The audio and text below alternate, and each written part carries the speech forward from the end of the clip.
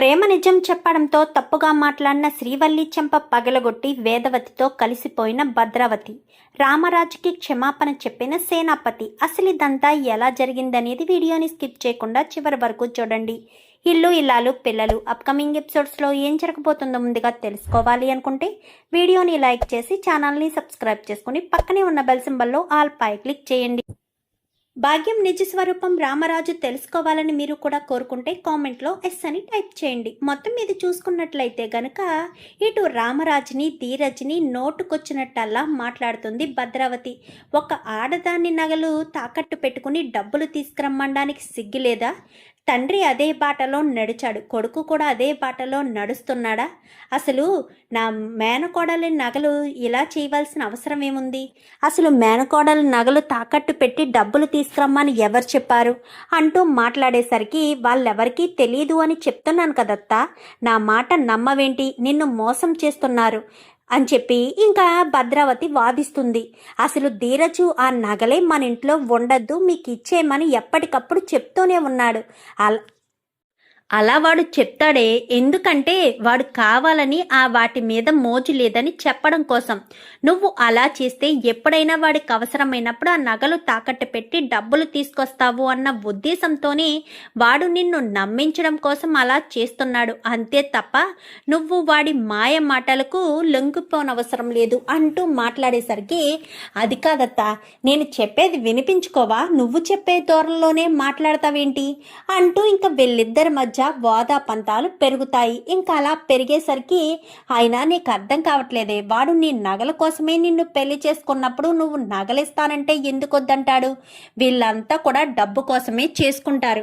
రామరాజు గారు కష్టపడి సంపాదించాడు, అందుకు వీడు కష్టపడి సంపాదించలేక నిన్ను పెళ్లి చేసుకుని ట్రాప్ చేసి పెళ్లి చేసుకుని నగలు డబ్బు తీసుకురమ్మన్నాడు. నువ్వు అవన్నీ తీసుకువెళ్ళి ఇచ్చావు కదా, పైగా అవన్నీ కూడా తిరిగి మాకు ఇవ్వకుండా దాచిపెట్టుకున్నారు. తర్వాత తీసుకొచ్చిస్తే మీరు ఉంచేసుకోండి అంటూ మీ మొహాన పాడేశాం కదా. ఇప్పుడు అవన్నీ తీసుకొని వాడు లైఫ్లో సెటిల్ అవ్వడానికి ఇదంతా చేస్తున్నాడు. నీకు అర్థం కావట్లేదు వాడు ప్లాన్, వాడు వ్యూహ రచన నీకు తెలియట్లేదే.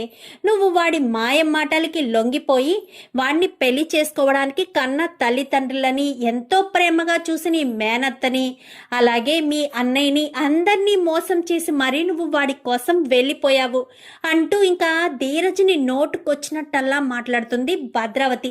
స్టాప్ ఇట్ అత్తా, నీకు అసలు ధీరజ్ గురించి ఏం తెలుసని మాట్లాడుతున్నావు? ధీరజ్ క్యారెక్టర్ నువ్వు వేలెత్తి చూపిస్తున్నావా? అసలు ధీరజ్ ఎలాంటి వాడో నీకు తెలుసా? ఎలాంటి పరిస్థితుల్లో నా మెడలో తాళి కట్టాడో నీకు తెలుసా? తెలిసి తెలియకుండా ఎలా మాట్లాడతావత్తా? నీకు నచ్చినట్టు, నీకు ఊహించుకున్నట్టు అలా ఎలా ఊహించుకోగలుగుతావు? నువ్వు కొంచెం కూడా ఆలోచించవా? నీకు నచ్చినట్టు నిర్ణయాలు తీసుకుని నీకు నచ్చినట్టు ఊహించుకుంటే సరిపోతుందా? అసలు ధీరజ్ నా మెడలో తాళి కట్టడానికి కారణమేంటో తెలుసా?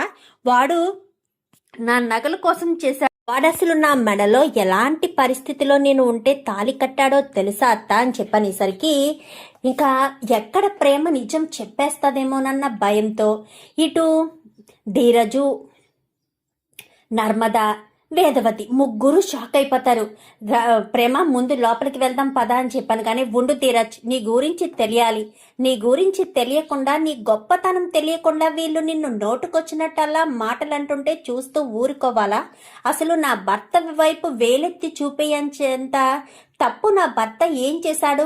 నా భర్తకు నేను సపోర్టుగా ఉండాలనుకోవడం తప్పు కాదే, కానీ నా భర్తను అందరూ వేలెత్తి చూపించి తప్పు చేసిన వాడిలా, నువ్వు నా నగల కోసం, నా డబ్బు కోసం నువ్వు నన్ను పెళ్లి చేసుకున్న వాడిలా వాళ్ళంతా కూడా నీ మీద నింద వేస్తుంటే ఇంకా నేను నోరు మూసుకుని ఊరుకోవడం చాలా పెద్ద పొరపాటు.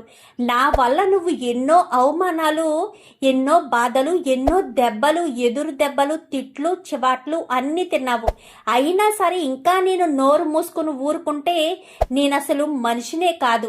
అయినా నువ్వేంటో, నీ గొప్పతనం ఏంటో తెలుసుకోవాలి. అసలు ధీరజు నన్ను ఏ టైంలో పెళ్లి చేసుకున్నాడో తెలుసా అని చెప్పాను. కానీ ఏముంది, నువ్వు నగలు తీసుకురమ్మంటే తీసుకొచ్చాక పెళ్లి చేసుకున్నాడు అని. కానీ స్టాప్ ఇట్ అత్త, ధీరజ్ని నేను అసలు ప్రేమించనే లేదు. నేను నగలు తీసుకుని ఇంట్లోంచి బయటకు వచ్చింది ధీరజ్ వల్ల కాదు, ఆ కళ్యాణ్ గాడి వల్ల అని చెప్పనేసరికి ఒక్కసారిగా షాక్ అయిపోతారు అందరూ. ఏంటి, ధీరజ్ని ప్రేమించి రాలేదని? కానీ లేదత్తా, నేను ధీరజ్ని కాదు ప్రేమించింది, ఆ కళ్యాణ్ గాడిని. ఆ కళ్యాణ్ గాడిని ప్రేమించే నేను ఇంట్లోంచి బయటికి వచ్చాను. వాడి వల్లే నేను నగలు డబ్బు తీసుకుని ఇంట్లోంచి బయటికి వచ్చాను. అంతకుముందు నాకు చాలాసార్లు ధీరజ్ హెచ్చరించాడు, వాడు మంచివాడు కాదు, వాడిని నమ్ముకుంటే నీ జీవితం నాశనం అయిపోతుంది అని నన్ను ఎన్నోసార్లు హెచ్చరించాడు. వాడి మాట నేను వినడమేంటి, నువ్వు చెప్తే నేనెందుకు వినాలి అన్న ఉద్దేశంతోనే నేను వాడి మాట వినిపించుకోలేదు. కానీ వాడు చెప్పిందే కరెక్ట్ అని నేను ఇంటి నుంచి బయటికి వచ్చాక అర్థమైంది. మీరు తెల్లవారితే నా పెళ్లి చేస్తారనగా వాడు నా కోసం వచ్చాడు. వచ్చినప్పుడు నన్ను ఫేస్ వాష్ చేసుకో రమ్మని చెప్పి వాష్రూమ్లోకి పంపించి ఈలోపు డబ్బు నగలు అన్నీ తీసుకుని అప్పుడు డబ్బు నగలు బ్యాగ్లో పెట్టి తీసుకొచ్చేశాడు. నాకు ఆ విషయం తెలియదు. బయటికి వచ్చాక ఒక హోటల్ రూమ్లో పెట్టి నన్ను అక్కడే బంధించేయాలనుకున్నాడు. బంధించేసి నన్ను వేరే వాళ్ళకి అమ్మేయాలని వాడు ప్లాన్ చేశాడు. వాడు ప్రతి క్షణం ప్రతి 6 నెలలకొకసారి ఇలాగే ప్లాన్ చేసి అమ్మాయిలను అమ్మేస్తాడంట. నాకేం తెలుసు, వాడి మాయ మాటలకి లొంగిపోయి వాడిని ప్రేమించి ఇంటి నుంచి వచ్చేసానని అప్పుడు నేను అర్థం చేసుకున్నాను. కానీ అప్పటికే వాడు నా కాళ్ళు చేతులు కట్టేసి నన్ను ఆ రూమ్లో బంధించేసి నన్ను వేరే వాళ్ళకి అమ్మేసి నా రూమ్ తాళాలు వాళ్ళకి ఇచ్చేశాడు. ఒక పక్కన ఇలా చేసి మరొక పక్కన పోలీసుల్ని పంపించి నన్ను బ్రోతల కేసులో అరెస్ట్ చేయించడానికి కూడా ప్లాన్ చేశాడు ఆ కళ్యాణ్ గాడు. కానీ ఈ విషయాలన్నీ కూడా ధీరజ్ ఆ కళ్యాణ్ని పట్టుకుని 4 గుతికితే విషయాలన్నీ బయటకు వచ్చాయి. ఆ సమయంలో ధీరజు డైరెక్ట్గా వస్తే ఇబ్బంది కలుగుతుందని వెనక మెట్ల గుండా వచ్చి నా మెడలో తాళి కట్టాడు. ఆ రోజే కనుక ధీరజ్ నా మెడలో తాళి కట్టకపోయుంటే ఈరోజు మీ కూతురు మీ కళ్ళ ముందు కనిపించేది కాదత్తా, ఫోటోకి దండ వేసి ఉండేది. మీ ఇంటిల్లి పాది కూడా ధీరజ్కి క్షమాపణ చెప్పినా సరిపోదు, కృతజ్ఞతలు చెప్పినా అది చాలా తక్కువ అవుతుంది. ఆ రోజు ధీరజ్ బలవంతంగా నా మెడలో కట్టిన తాళి వల్లే మీ పరువైనా నా పరువైనా నిలబడింది. లేదంటే ఎప్పుడో పలానా భద్రావతి గారి మేనకోడలు ఎవరితోటో లేచిపోయి ఇంకా వాడితో ఒక రూమ్లో ఉందంట, పోలీసులకు కూడా దొరికిందంట అంటూ ఊరంతా ప్రచారాలు చేసేవారు. అది మీకు అర్థం కాదు. అలా ఉన్న పరిస్థితిలో ధీరజ్ నా మెడలో తాళి కట్టి ఈ ఇంటికి తీసుకొచ్చాడు. అప్పటికి మావయ్య ఎన్నోసార్లు ధీరజ్ని కించపరుస్తూనే ఉన్నాడు. ఎందుకంటే పొరిగింటి వాళ్ళంటే శత్రువులు. వాళ్ళ అమ్మాయిని ప్రేమించడానికి పెళ్లి చేసుకోవడానికి ఎంత ధైర్యం రా, నా పరువు తీసావు. ప్రతి క్షణం వాళ్ళు అవకాశం కోసం ఎదురు చూస్తున్నారు. నన్ను ప్రతి క్షణం ఇబ్బంది పెట్టాలని, వాళ్ళు నన్ను బాధ పెట్టాలని ప్రతి క్షణం చూసే వాళ్ళ ఇంటి అమ్మాయిని పెళ్లి చేసుకున్నామని మామయ్య ఎప్పటికప్పుడు ధీరజ్ను మాటలు అంటూనే ఉన్నాడు. కానీ ఏ రోజు కూడా ధీరజు నేను చేసింది తప్పు కాదు, ఒక ఆడపిల్ల ప్రాణాలు కాపాడాను, ఒక ఆడపిల్ల పరువు కాపాడాను అన్న ఉద్దేశంతోనే ధీరజ్ ఉన్నాడే తప్ప నీ వల్లే అంటూ ఏ రోజు నా వైపు వేలెత్తి చూపించలేదు. అలాంటి నా భర్త నా మీరు తప్పు పడుతున్నారు, అలాంటి నా ధీరజ్ నా మీరు తప్పుడు మనిషి, డబ్బు కోసం, ఆస్తి కోసం, అంతస్తు కోసం ఇదంతా చేశాడంటున్నారు అంటూ ఇంకా మాట్లాడేసరికి దొరికిన అవకాశాన్ని అస్సలు వదులుకోకూడదు అని అనుకున్న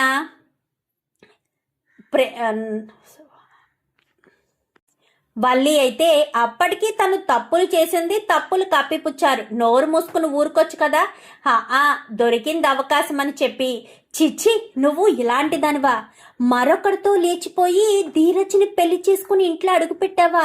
అంటే మీ అమ్మ వాళ్ళని మోసం చేసి ధీరజ్ని పెళ్లి చేసుకున్నావనుకున్నాను, కానీ లేచిపోయిన దాన్ని పెళ్లి చేసుకుని ధీరజ్ జీవితాన్ని ఇచ్చాడా?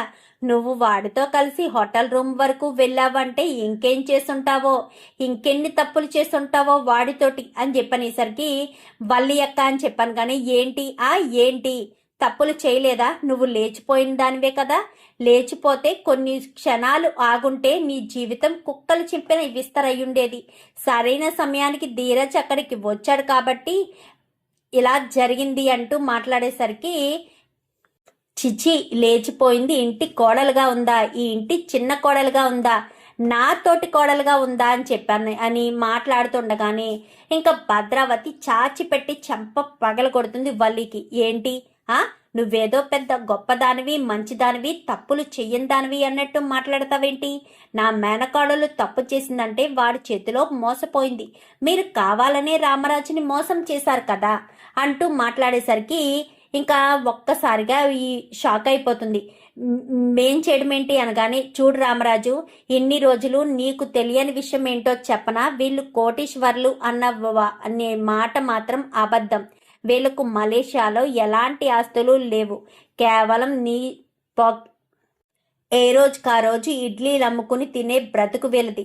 అయినా సరే కోటీశ్వర్లని చెప్పి ఇంకా మోసం చేసి నాటకాలాడి ఇంటి కోడలుగా అడుగు పెట్టడమే కాకుండా ఇంటిని 2 ముక్కల కింద విడదీసేయాలని, తను మాత్రమే ఇంటికి వారసురాలుగా ఉండాలని, తన భర్త మాత్రమే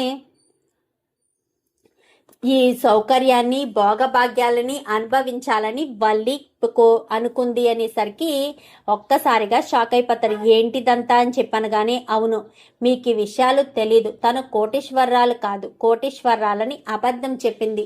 నన్ను క్షమించు వేదవతి, నువ్వే ఇదంతా పెళ్లి చేసావని తెలియక నేను చాలాసార్లు ధీరజ్ని తప్పు చేశాను.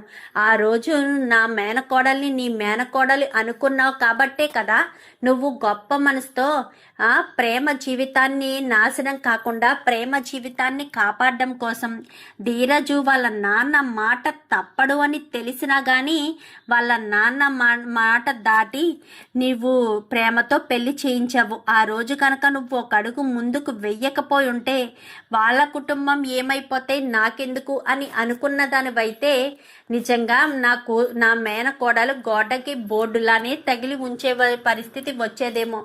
ఈరోజు నా మేనకోడలు ధీరజ్ దగ్గర సంతోషంగా ఉంది అంటే వాళ్ళు ఒకరినొకరు ఇష్టపడుతున్నారు కాబట్టి సంతోషంగా ఉంది. అది సరే, కానీ మీరు అప్పుడు ధీరజ్ని అవమానించింది చాలా తప్పు అనగానే, నన్ను క్షమించు ధీరజ్, నేను తప్పుగా మాట్లాడాను, తప్పు చేశాను అంటూ మాట్లాడేసరికి ఈ వల్లి మాటలు అస్సలు నమ్మొద్దు. నిలువెల్లా విషమే ఈ వల్లికి. ఎప్పుడెప్పుడు కుటుంబాన్ని కూలగొడదామా, ఎప్పుడెప్పుడు ఆస్తిని సొంతం చేసుకుందామా అన్న ఆలోచనతోనే ఉంటారే తప్ప వీళ్లకు వేరే ఆలోచన అంటూనే ఏమీ రాదు. వీళ్ళు ప్రతి క్షణం అదే ఆలోచన మీద, అదే తీరు మీద ఉంటారు.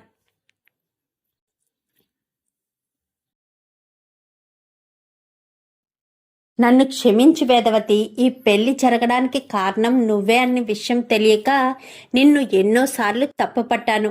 క్షమించు రామరాజు. పరాయివాడి కూతురైనా సరే నువ్వు ఇంటి కోడలుగానే స్వీకరించావు. కానీ నేనే నీ కూతురి విషయంలో తప్పు చేశాను, నేనే పొరపాటు చేశాను. నా మేనకోడల్ని నీ ఇంటికి రప్పించుకున్నావన్న కక్షతోటే నీ కూతురి జీవితాన్ని నాశనం చేయమని విశ్వతో అలా చేయించింది నేనే. నన్ను క్షమించు. నువ్వు నా ఇంటి మేనకోడల విషయంలో ఇలా చేశావని చేయాల్సిన పరిస్థితి వచ్చింది. ఈ వల్లి మాటలు నమ్మొద్దు. నన్ను క్షమించు వేదవతి, తప్పైపోయింది. ఇక మీదట మీ కుటుంబానికి నా కుటుంబానికి ఎలాంటి గొడవలు ఉండకూడదు. మనిద్దరం ఒకే కుటుంబంగా ఉండాలి. ఇన్ని రోజులు మనం గొడవలు పడి అందరి ముందు లోకు అవుతూ వచ్చాము. ఇక మీదట మన మధ్య ఎలాంటి గొడవలు ఉండకూడదు. ఇద్దరం ఒక కుటుంబంలా కలిసిపోవాలి, ఒకే కుటుంబంలా మారిపోవాలి. ఒక్క కుటుంబంలా కలిసిపోతేనే అందరికీ మంచిది అనేసరికి, నన్ను క్షమించు రామరాజు, నా కూతురు విషయంలో నీ కొడుకు చేసింది చాలా గొప్ప పని. అదే అవకాశం మాకొస్తే ఆ పరువు తీసి నలుగురిలో నవ్వుల పాలు చేసేవాళ్ళం. కానీ నీ కొడుకు చాలా గొప్పవాడు.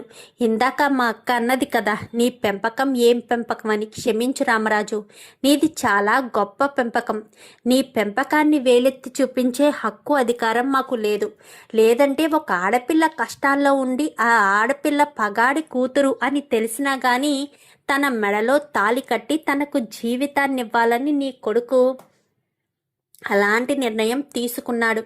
చాలా గొప్పవాడు. నేను చాలా తప్పుగా అర్థం చేసుకున్నాను, తప్పుగా ఆలోచించాను. నన్ను క్షమించు రామరాజు. నేను ఎంత పెద్ద పొరపాటు చేశానో నాకిప్పుడు అర్థమవుతుంది. దయచేసి నన్ను క్షమించి నా కొడుకుని అల్లుడిగా స్వీకరించు అనేసరికి నా కూతుర్ని కోడలుగా స్వీకరించు. నీ కొడుకు చాలా మంచివాడు, తప్పైపోయింది, క్షమించు అంటూ 2 చేతులు జోడించి ఇంకా సేనాపతి కూడా క్షమాపణ చెప్తాడు. వల్లి ఆ చెంప దెబ్బతోటే వెనక్కి వెళ్ళిపోయి కూర్చుంటుంది. ఇంకా భద్రావతి అయితే ఇంకా వేదవతిని పట్టుకుని నన్ను క్షమించు చెల్లమ్మ అని ఇద్దరు కూడా హగ్ చేసుకుంటారు. 2 కుటుంబాలు ఒకటవ్వాలని ఎప్పటి నుంచో అనుకుంటున్నాము. ఈ సందర్భంగా ఈ రకంగా 2 కుటుంబాలు ఒకటవుతున్నందుకు చాలా చాలా సంతోషంగా ఉంది. ఈ సంతోషాన్ని మాటల్లో చెప్పలేను, చేతల్లోనే చూపించగలను. కానీ నన్ను క్షమించు అంటూ ఇంకా వేదవతిని కాస్త భద్రావతి పట్టుకుంటుంది. పట్టుకునేసరికి ఇంకంతా ఒకటైపోయారు. ఇంకా ఎలాంటి ఇబ్బంది లేదు. ఒరే మనవడా, నువ్వు చాలా గొప్పవాడివిరా. మీ అమ్మ చెప్పిందని ఒక ఆడపిల్ల జీవితాన్ని నాశనం కాకుండా కాపాడేవరా. అమ్మ మాటని చెవదాటని వాడిలా గొప్పవాడివవ్వాలిరా. ఎందుకంటే నీ వల్లే మా ప్రేమ ఇప్పుడు ఒక ఇంటికి కోడలైంది, మా కుటుంబ గౌరవాన్ని కలిపింది. అదే గనక ప్రేమకు ఇటు ధీరజ్కు పెళ్లి జరగకపోయి ఉంటే, ధీరజ్ ప్రేమ మెడలో తాలి కట్టకపోయి ఉంటే నా కుటుంబ పరిస్థితి ఏమై ఉండేది? మేమింటిళ్ళ పాదమి ప్రేమ మీద పడ్డ నిందతో ప్రాణాలు తీసుకునే వాళ్ళం. ఇలా చేస్తారని తొందరపడే నేను ఇదంతా కూడా ప్రేమ చెప్పేసరికి నిజమని చెప్పి నేను ఇదంతా ఏర్పాటు చేశాను. మీరు దేని గురించి బాధపడద్దు, మీరు జాగ్రత్తగా ఉండండి అని చెప్పనేసరికి సారీ రామరాజు అంటూ ఇంకా క్షమాపణ చెప్తుంది భద్రావతి. చెప్పేసేసరికి 2 కుటుంబాలు ఒకటైపోతాయి. ఇంకా అందరూ కూడా అక్కడి నుంచి వెళ్ళిపోతారు. ఇంకా వాళ్ళు అక్కడి నుంచి వెళ్ళిపోతారు. ఇంకా లోపలికి అడుగు పెట్టిన తర్వాత ఏంట్రా చిన్నోడా ఇంత జరిగింది అనగానే, అవునన్న, ఆ రోజు ఆ ఆడపిల్ల అనేసరికి మంచి పని చేసావురా. నిజంగా మీ అమ్మ చెప్పిందని కాదు, పగోడు కూతురని కాదు, నీకు అవకాశం వచ్చినా నువ్వు మాత్రం మాత్రం వినియోగం చేసుకోవాలని కానీ పగ తీర్చుకోవాలని కానీ ఆలోచించకుండా ఒక ఆడపిల్ల భవిష్యత్తు కాపాడాలి, తన మానం మర్యాద కాపాడాలి అన్న ఒకే ఒక్క కారణం చేతే కదా నువ్వు ప్రేమ మెడలో తాళి కట్టావు అనగానే, అవునన్నా, ఈ విషయం మీకు అప్పుడే చెప్పాలనుకున్నాను, కానీ మీకు చెప్తే ఎలా రియాక్ట్ అవుతారో, ఏ రకంగా రియాక్ట్ అవుతారో తెలుసుకోలేకపోయాను. ఇప్పుడు చెప్తున్నాను, క్షమించండి నాన్న అనేసరికి, నువ్వేం తప్పుడు పని చేయలేదురా క్షమించడానికి. వాళ్ళు 2 కుటుంబాల వాళ్ళు మాట్లాడుకుంటాము అంటే ఇంకా వదిలేయాలి తప్ప, అయినా నువ్వు తప్పుడు పని తప్పుడు మాటలు ఏమీ మాట్లాడలేదు. 2 కుటుంబాలు కలవాలి అని కోరుకోవడం తర్వాత విషయం, కానీ ఆడపిల్ల జీవితాన్ని నిలబెట్టావు. మా పెళ్లి వల్ల విడిపోయిన 2 కుటుంబాలు మీ పెళ్లి వెనక ఉన్న రహస్యం వల్ల 2 కుటుంబాలు కలిసాయి అని చెప్పి చాలా సంతోషపడిపోతాడు రామరాజు. ఇంకా మరుసటి రోజు ఉదయాన్నే రామరాజు బయటికి వెళ్ళబోతూ ఉండగా, ఏంటి బావగారు రైస్ మిల్కి వెళ్తున్నారా అంటూ సేనాపతి పలకరిస్తాడు. రామరాజు దిక్కులు చూస్తాడు. నిన్నే రామరాజు బావా, ఎక్కడికి వెళ్తున్నారు?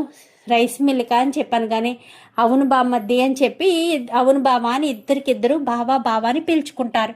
అది చూసిన వేదవతికి కాళ్ళు చేతులు ఆడవు, తెగ సంతోషపడిపోతుంది. కొడల అంటూ గట్టి గట్టిగా పిలిచేసరికి, ఏమైందత్తా, ఏం జరిగింది?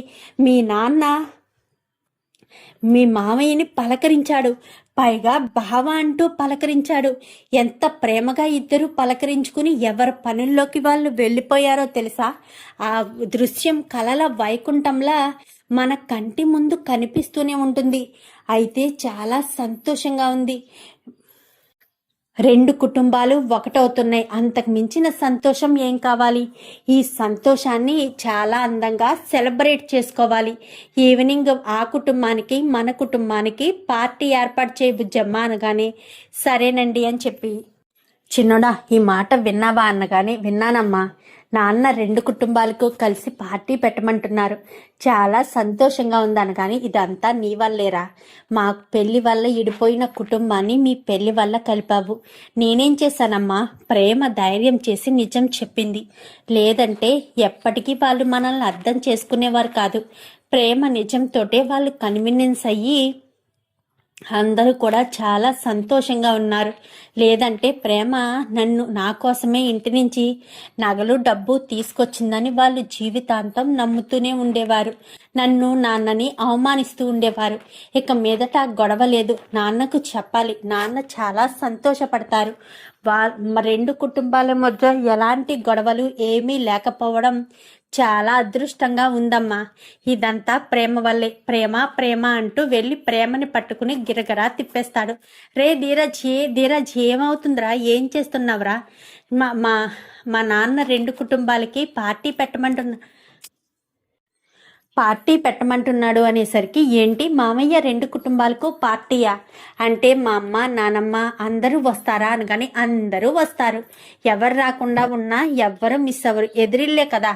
మనం అంతా చక్కగా రెండు కుటుంబాలు ఒకటైపోయి చక్కగా పార్టీ చేసుకుంటే ఊర్లో జనం అంతా కూడా చాలా సంతోషపడతారు.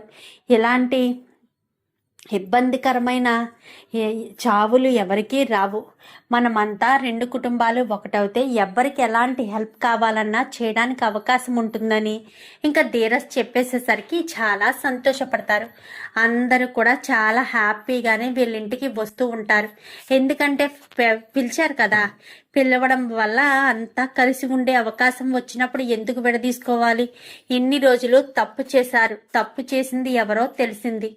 పోలీసుల వల్ల విశ్వాన్ని అరెస్ట్ చేయించారు కాబట్టి విశ్వాన్ని కూడా విడుదల చేయడంతో ఇంకా విశ్వలో కూడా మార్పు వస్తుంది. మార్పు వచ్చేసరికి అంతా కూడా చాలా సంతోషంగా ఇంటి దగ్గర అందరూ కూడా సెలబ్రేట్ చేస్తూ ఉన్నారు. ఇంకా ఆ కుటుంబానికి ఈ కుటుంబానికి పెద్ద ఫంక్షన్ పెట్టుకుని ఇంకా ఇంట్లోనే అంతా చాలా సరదాగా రెండు కుటుంబాల మధ్య గొడవలు తీరిపోతాయి. బాబా, మీకు ఎలాంటి ఇబ్బందులున్నా చెప్పండి, మేం చూసుకుంటాము. కుటుంబ పరంగా మిమ్మల్ని హేళన చేయాలని కాదు. అందరూ ఒకటైనప్పుడు ఎలాంటి సమస్యలు ఉండకూడదు. అందులోనూ మీ ఇంటికి వారసుడు రాబోతున్నాడు. ఎలాంటి సమస్యలు ఉండకూడదు బాబా. సమస్యలన్నీ తీరిపోవాలి అనకని, నాకేం సమస్యలు ఉంటాయి? ఎవ్వరికి ఏ సమస్యలు లేవు.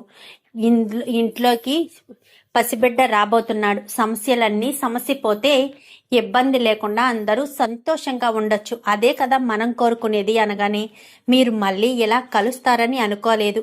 ఇదే గొప్ప వరంగా మేము భావిస్తున్నాము. ఎందుకంటే మా పెళ్లితో మొదలైన ఈ గొడవ ఎప్పటికీ తీరదు అనుకున్నాము, కానీ తీరిపోయింది. అందుకే ఈ శుభ సందర్భంలో ఒక మాట అడుగుతున్నాము. ఇంకా ఎలాగా విశ్వకు అమూల్యకు పెళ్లి చేసేద్దాం బావా. అమూల్య మా ఇంట్లో కోడలుగా ఉంది కదా, పెళ్లి చేసేద్దాము. ఇంకా మీకు మాకు ఉన్నది ఒక్కడే కదా. వాడు పెళ్లి చేసుకోలేదు, ఇటు అమూల్య పెళ్లి చేసుకోలేదు. పైగా బయటికి ఇచ్చుకునడం ఎందుకు? మనలో మనమే పెళ్లి సంబంధం కుదిర్చేసి పెళ్లి చేస్తే ఎలాంటి ఇబ్బంది ఉండదు కదా అని ఇంకా సేనాపతి అనేసరికి అమూల్య వంక చూస్తాడు. మీ ఇష్టం నాన్న, మీరు ఎవరిని చేసుకోమంటే వాళ్ళని చేసుకుంటాను అని చెప్పి అమూల్య చెప్తుంది. చక్కగా పెంచావు బావాకు పిల్లల్ని. నీ పిల్లల్ని నేను తప్పు పట్టాను, క్షమించు బావా అంటూ మరొక్కసారి క్షమాపణ చెప్పి రెండు కుటుంబాలు కూడా చాలా సంతోషంగా దగ్గరవ్వడం చూసి ప్రేమ ధీరజ్ చాలా సంబరపడిపోతారు. రెండు కుటుంబాలు ఒకటైపోయాయి. ఇంకా ఏ ఇబ్బంది లేదు, ఏ గొడవలు లేవు, ఎలాంటి ఇబ్బందులు ఇరకాట్లు ఏమి ఉండవని, ఇంకా రెండు కుటుంబాల మధ్య గొడవలు తీరిపోయాయని చాలా సంబరపడిపోతారు. వాడసలు ఇన్ని రోజులు నిజం దాచిపెట్టి తప్పు చేశామేమో ప్రేమ. ఎప్పటికైనా నిజం బయట పెట్టాము.